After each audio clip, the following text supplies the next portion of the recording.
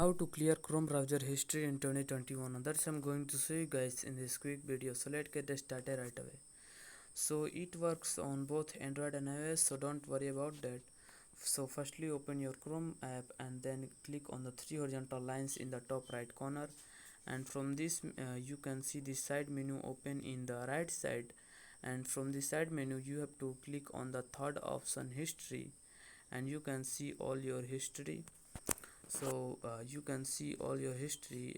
In my case, this my history is from the yesterday. So what you have to do to clear the browser history, you have to clear all the browser history one by one.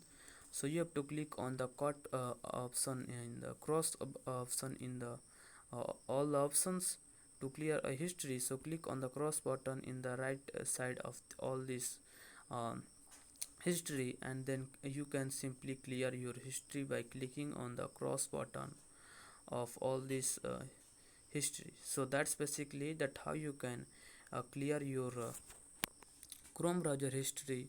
So if you found this video helpful, please subscribe to my channel, like on this video, and comment below that it works. I appreciate that.